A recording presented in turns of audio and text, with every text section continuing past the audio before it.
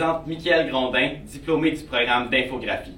Aujourd'hui, je te fais une visite guidée d'un des plus grands centres de formation professionnelle au Québec. En plus de ça se trouve ici, à Sherbrooke, chez nous. Le Centre 24 juin, c'est 43 programmes dans 13 secteurs différents. Fait que ça se peut qu'aujourd'hui, j'en apprenne autant que toi. Alors, je te présente le Centre 24 juin en 24 minutes top chrono.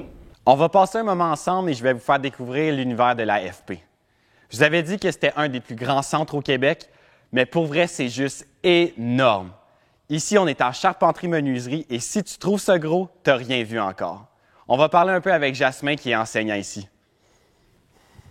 Salut Jasmin, ça va bien? Ça va super bien. Toi-même, Michael, bienvenue chez nous. Merci beaucoup, ça va super bien. Écoute, est-ce qu'on peut mentionner le fait que c'est immense ici? Oui, c'est immense parce que les élèves, quand ils arrivent ici dans l'ère de charpente, vont construire une maison grandeur réelle. OK. De la charpente de plancher jusqu'à la charpente de toiture, à l'abri des intempéries, et ça prend beaucoup de place, ça prend beaucoup d'espace. On a également un autre aire, sensiblement les mêmes dimensions, qui est l'aire de coffrage. OK. Le coffrage, c'est les fondations d'une maison. On a également deux autres aires de travail. On a un atelier de menuiserie pour réaliser les travaux de menuiserie, les premiers exercices dans le DEP.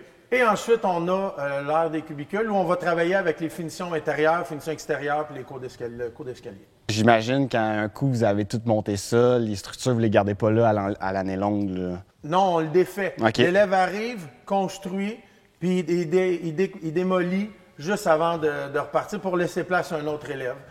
Parce qu'on travaille beaucoup sur grandeur réelle pour préparer l'élève à embarquer sur le marché du travail. Parfait. Bien, un gros merci, Jasmin. Je te laisse à tes élèves. Merci beaucoup à toi. Bonne journée. Merci. Je t'ai dit qu'il y a 43 programmes au 24 juin, mais ils ne sont pas tous situés au même endroit. Il y a le pavillon central, ici où je me trouve, sur la rue 24 juin.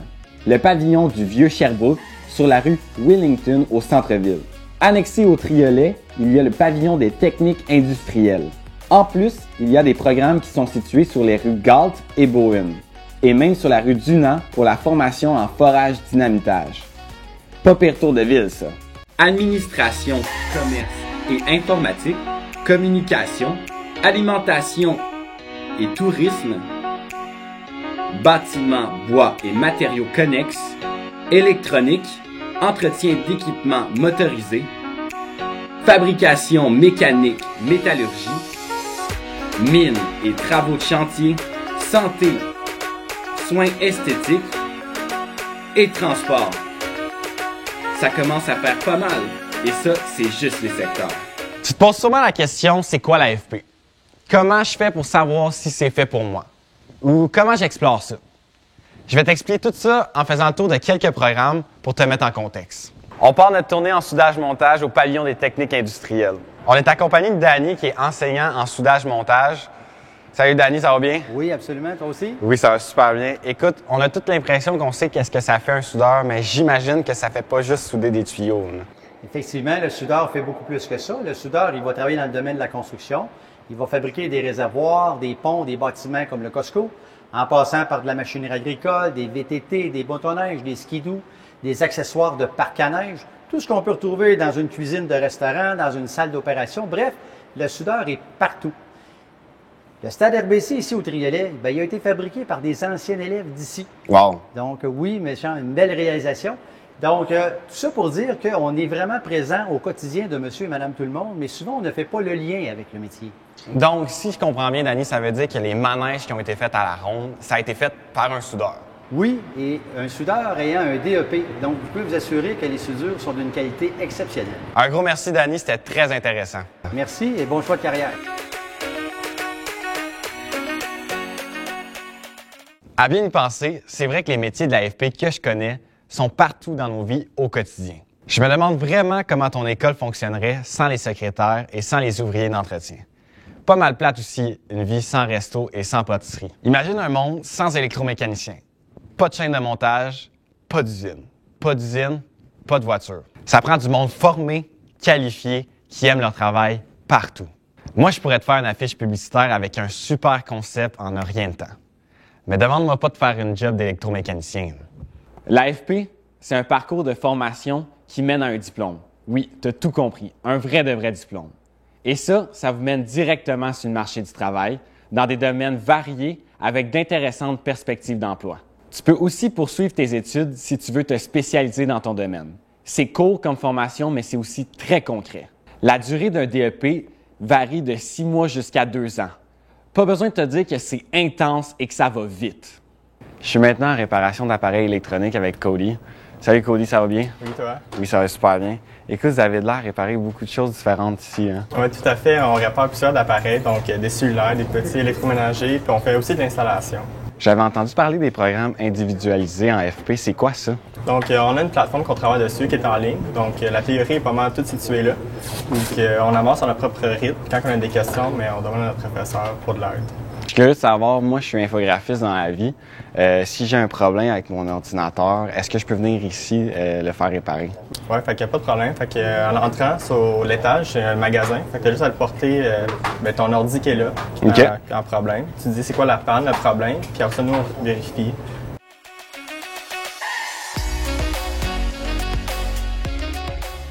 C'est vrai, l'AFP, c'est pas fait pour tout le monde. De la même façon qu'on n'est pas toutes faites pour être avocat, policier, ambulancier, musicien, joueur de football. On est ici en dessin de bâtiment avec Manel. Salut Manel, ça va bien? Oui, bien, et toi? Ça va super bien. Je voulais savoir, qu'est-ce que ça faisait un dessinateur en bâtiment? Un dessinateur en bâtiment décortique carrément un bâtiment. On fait la structure de la fondation jusqu'au toit, en incluant ça, l'habillage, l'isolement, la structure de plomberie, la ventilation, ainsi que l'électricité. Donc, après ta formation, où qu'un dessinateur peut aller travailler? Un dessinateur peut carrément travailler partout, que ce soit dans les firmes d'ingénieurs, tout ce qui est structure de béton, d'acier, ou bien dans la partie mécanique pour la structure de ventilation, de plomberie ou d'électricité, ou bien dans les firmes d'architectes pour dans les plans commerciaux, résidentiels ou bien unifamiliales. Ou il y a aussi le gouvernement. Tu peux travailler dans le fédéral, le provincial ou le municipal. Donc, je suis curieux parce que là, je vois le logiciel qui est allumé sur ton ordi. Sur quoi tu travailles présentement? En ce moment, on travaille sur un plan résidentiel d'une maison. Et on commence par la vue en plan, la fondation et le rez-de-chaussée ainsi que le toit. Qu'est-ce qui t'a amené en dessin de bâtiment? À vrai dire, j'avais eu un autre parcours universitaire avant ça. Et je trouvais ça, j'adore l'architecture et je trouvais ça intéressant comme programme. Et je l'ai choisi et je le regrette pas, c'était vraiment amusant. C'est amusant comme programme. Un gros merci Manel, c'était super intéressant. Avec plaisir.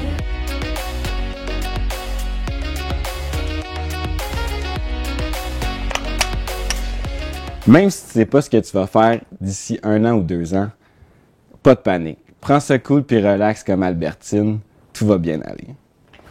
Ici, on est en santé, assistance et soins infirmiers. Ça, c'est infirmier auxiliaire. On va jaser un peu avec Félix de son choix. Salut Félix, ça va bien?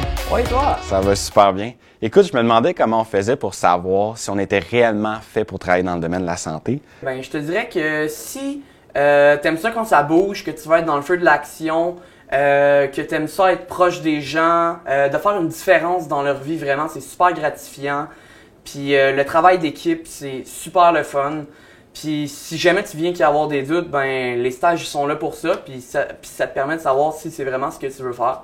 Donc c'est vraiment un super beau programme. Puis les profs sont cool.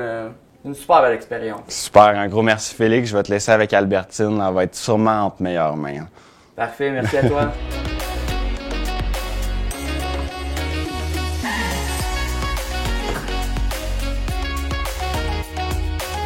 Commence par le début. Demande-toi dans quoi tu es bon, tes forces dans les matières à l'école, tes valeurs, tes talents particuliers ou ton passe-temps. On va poser la question à Raphaël. Raphaël, ça va bien? Oui, toi? Ça va super bien. Écoute, je voulais savoir, c'était quoi le lien entre ta matière préférée au secondaire et ton choix de parcours? Oui, moi au secondaire, j'aimais bien les sciences, j'aimais bien les laboratoires, j'étais curieux de savoir qu'est-ce qu'il y avait en arrière de tout ça, qu'est-ce que je pouvais faire avec ça, si je rajoute une autre température ou une température plus basse, qu'est-ce qu'il allait arriver avec ça. Okay. J'étais aussi intéressé par l'éducation physique, bouger. Moi, j'aimais ça. Okay. Assis sur ma chaise, c'était pas... Ça marchait pas. Non, c'était pas ma vocation. Puis surtout dans le métier, il faut être en forme, il faut savoir bouger, il faut savoir... fait que ça collait avec moi.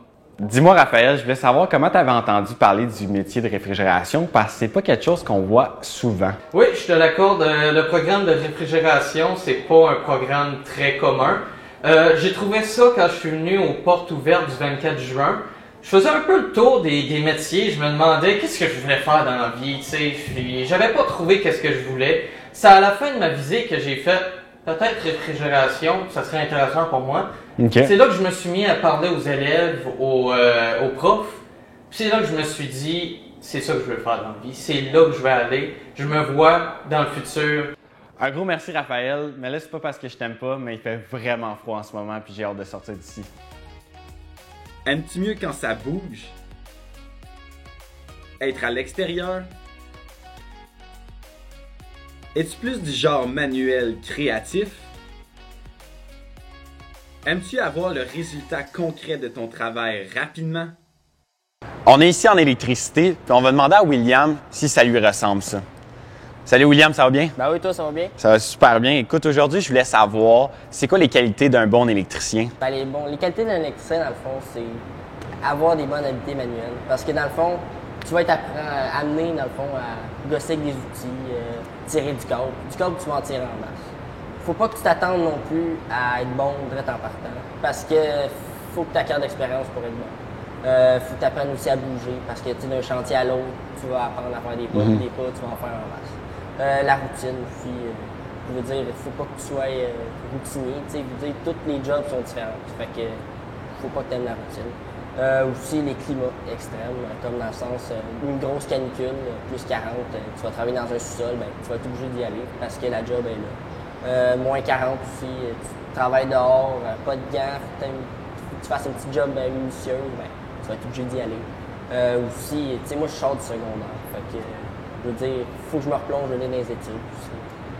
Aussi, dans le fond, faut que tu sois curieux, tu sais, puis aimer résoudre des problèmes. Puis, dans un sens, si tu as 40 ans ou tu as 17 ans, comme moi, c'est ouvert à n'importe qui de l'épée. Puis, ça n'a pas d'âge. Tu veux dire, tu peux le faire quand tu veux, puis ça n'a pas d'importance. Ah, ben, un gros merci. Je vais te laisser retourner en haut de ton échelle. Ben, merci bien à toi. Salut, William. Salut. Préfères-tu le travail de bureau? Tu aimes prendre en charge des dossiers et tu as le sens de l'organisation?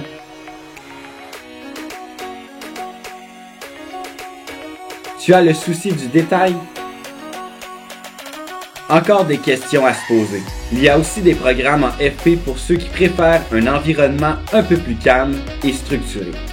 En tout cas, plus je me promène ici, plus je découvre des affaires. Derrière chaque pas, il y a un univers complètement différent. Puis c'est le fun, parce qu'aujourd'hui, j'ai le droit d'entrer partout. On n'a pas encore fini notre visite, mais peut-être tu te demandes déjà comment on fait pour s'inscrire au Centre 24 juin. On va parler à Frédéric Boucher, qui est conseiller d'orientation et responsable des admissions. Salut Frédéric, ça va bien? Bonjour, ça va bien, merci. J'ai pas encore fini de faire mon tour, mais je me demandais il y avait combien d'élèves ici? C'est une bonne question. C'est un grand centre ici. Je te dirais qu'au pavillon central, on parle à peu près 900 élèves. Et dans les pavillons externes, le pavillon du Vieux-Sherbrooke et des techniques industrielles, c'est 200 élèves par pavillon. Donc, au total, à peu près 1300 élèves présentement au centre. Je me demandais qu'est-ce que ça prend au juste pour s'inscrire au 24 juin? Tout le monde a le droit. Il faut avoir les préalables pour s'inscrire. Secondaire 3 terminé, français, maths, anglais, ou secondaire 4 terminé, français, maths, anglais. C'est ce qui est requis pour la majorité des programmes. Donc, si tu as ça ou si tu es en train de les faire, les préalables que tu as besoin, et que tu prouves que tu les fais au moment où tu t'inscris, tu peux faire une demande d'admission sans problème. Est-ce que c'est facile de s'inscrire? Oui, c'est vraiment facile de s'inscrire au centre. Dans le fond, il y a 2 étapes, mais tout se fait en une étape maintenant. Il faut aller sur Internet. C'est vraiment Internet, dans le fond, tout se fait là. On s'inscrit en ligne sur Admission FP. On choisit le centre 24 juin, on choisit le programme qu'on veut faire et on fait toutes les étapes. Ça coûte 10,15 $ pour finaliser la demande. Et dans la demande, quand tu l'as fait, bien, tu peux envoyer les documents requis à l'intérieur de ta demande en ligne. Donc, certificat de naissance, relevé de notes, la preuve de résidence au Québec, qui est comme un permis de conduire ou assurance maladie. Tu numérises tout ça ou tu le prends en photo, tu joins ça à ta demande en ligne et c'est fini. Ton paiement peut se faire aussi en ligne et si tout est conforme de ce que tu as envoyé, bien, ta demande est complétée et voilà. Ben, un gros merci Frédéric, bonne journée. Ça me fait plaisir, bonne journée à toi aussi. Ah, il y a une méchante salle de classe, ça. C'est vrai que la plupart des gens qui choisissent l'AFP sont beaucoup plus manuels et aiment le concret. Mais il y a aussi de la théorie. Tu vas vite te rendre compte que dans plusieurs programmes, tes maths secondaires sont vraiment utiles, comme ici en mécanique d'engin de chantier. Salut Nick, ça va bien? Ouais, toi? Ça va super bien. Écoute, il y a beaucoup de théorie en AFP, mais y en a-tu beaucoup dans ton programme? Il y a moins de théorie en classe que de pratique en atelier ici. Mais si tu veux comprendre le métier, les composantes d'un moteur, système hydraulique, la théorie est super importante. L'avantage, c'est que après avoir eu la théorie en classe, on vient l'exercer ici, dans l'atelier. Puis la théorie, elle nous tient à cœur parce que c'est pour notre futur métier. Puis si on veut être performant, puis bon, dans le métier, on écoute en classe, puis on aime ça. Donc, ça m'amène à une question. Est-ce que tu as besoin de tes maths secondaires pour faire ta formation? Oui, parce que la mécanique, c'est quelque chose de très logique, souvent. Puis les mathématiques, c'est fait pour développer ton aspect logique. Il y a aussi le français puis l'anglais qui sont très importants parce qu'on lit, on a beaucoup de lectures à faire. 80% des livres sont en anglais. Donc, tu aimes vraiment ce que tu fais? Oui, vraiment, j'ai beaucoup de plaisir. En ce moment, je suis en soudure et en électricité. Puis j'ai vraiment du fun avec mes amis de classe puis les professeurs. Je suis vraiment content d'entendre ça. C'est quand tu aimes ce que tu fais que tu aimes ça t'investir. Un gros merci, Nick. Il y a des ressources autour de toi pour t'aider dans ta réflexion si tu es mêlé. Ça peut être ton conseiller d'orientation à l'école, ça peut être ta famille. Pose les bonnes questions aux gens de ton entourage sur leur profession, leur expérience scolaire. C'est pour ça que je me suis arrêté en esthétique pour demander à Gabrielle si ses proches l'avaient aidé dans son choix. Salut Gabrielle, ça va bien? Oui, toi? Ça va super bien. Écoute, je voulais savoir, est-ce qu'il y a des gens autour de toi qui t'ont aidé dans ton choix de formation? Oui. Après mon secondaire 5, je m'alignais vraiment pas vers une formation professionnelle. J'ai essayé 2-3 trucs, ça n'a pas vraiment fonctionné. Donc, je suis allée voir un conseiller en orientation qui m'a parlé des portes ouvertes, l'élève d'un jour, dont je l'ai faite. Puis j'ai vraiment adoré. J'avais encore des petits doutes, donc je n'ai parlé autour de moi, en fait, à ma famille. En fait, eux, ils m'ont rassurée sur le fait que j'étais à ma place, comme tout ce qui est beauté, bien-être, surtout ma santé, en fait, que j'ai à cœur. Ils me voyaient vraiment là-dedans. Donc, ils ont vu que c'est une bonne opportunité pour moi, en fait, de le remettre dans la société comme ça. J'imagine qu'en esthétique, c'est pas juste d'apprendre à faire du maquillage. Non, en fait, on travaille beaucoup avec la peau. La peau, en fait, c'est le miroir des organes du corps humain, du système du corps humain. Donc, il faut vraiment être à l'écoute de la peau, donc savoir ce qu'on met sur la peau, quel effet ça donne, donc tout ce qui est cosmétologie et tout ça. Donc, en effet, non, on ne fait pas juste du maquillage. Ben, un gros merci, Gabrielle. Ça fait plaisir. Le choix de parcours scolaire, ça t'appartient. C'est ta passion à toi. On va rencontrer quelqu'un qui a décidé de choisir de suivre sa passion. Salut Soledad, ça va bien? Oui, merci, toi. Oui, ça va super bien. Écoute, je voulais savoir ce qui t'avait mené à choisir pâtisserie. Moi, je suis pâtissière à mon compte depuis 7 ans. Je suis venue au 24 juin pour améliorer mes performances, pour que ça soit plus facile dans ma pâtisserie. J'ai la passion de la pâtisserie depuis que je suis toute jeune. Puis c'est ce que je veux faire plus tard, vraiment. Peut-être même l'enseigner parce que c'est vraiment ma passion. J'aime ce que je fais. Puis c'est pas comme si que je travaillais quand que je suis dans ma pâtisserie. C'est toi qui as fait le petit lutin? Oui. Pour vrai? Oui. C'est vraiment cool. Merci. Mais je te trouve vraiment chanceuse parce que c'est pas tout le monde qui peut manger ses devoirs. Là. Je vais goûter. Là. C'est vraiment bon. Oui, l'AFP, c'est plus rapide, mais si tu fais un choix pour les mauvaises raisons, ça ne marchera pas pour toi. Je te donne un exemple. Tu n'iras pas à assistance dentaire juste parce que tu aimes l'odeur du dentifrice. Vanessa, qu'est-ce qui te fait dire que finalement tu as fait le bon choix?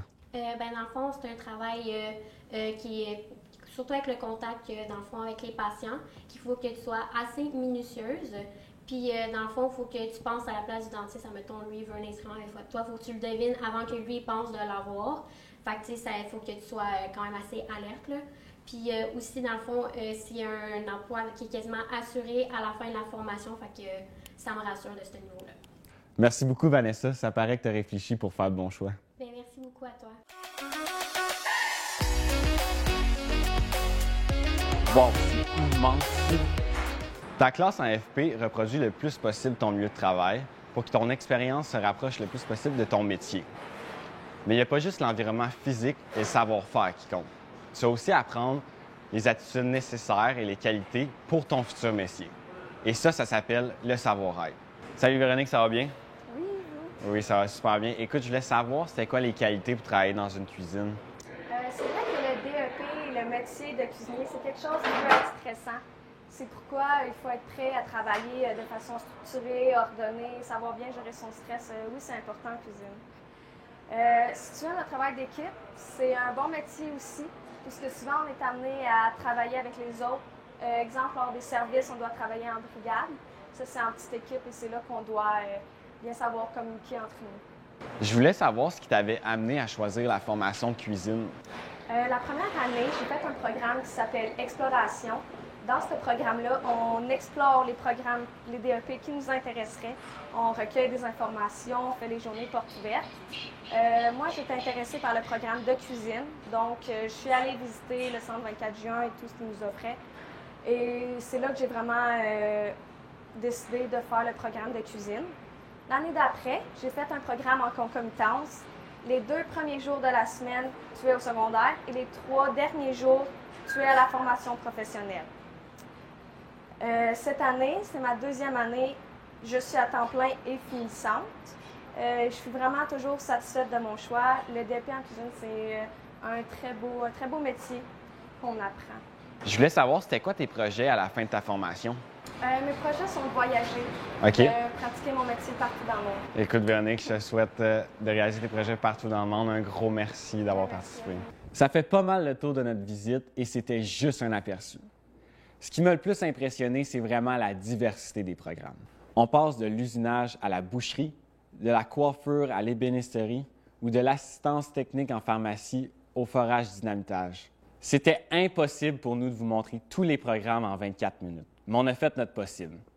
Avant que j'oublie, le Centre 24 juin a un site web avec des outils pour t'aider à explorer les métiers et les programmes.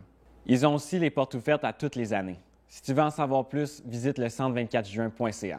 Il y a plein d'informations pour chacun des programmes et des capsules vidéo pour tous les métiers. Tu peux aussi t'informer auprès de ton conseiller d'orientation sur les autres activités qui sont offertes pour mieux faire ton choix.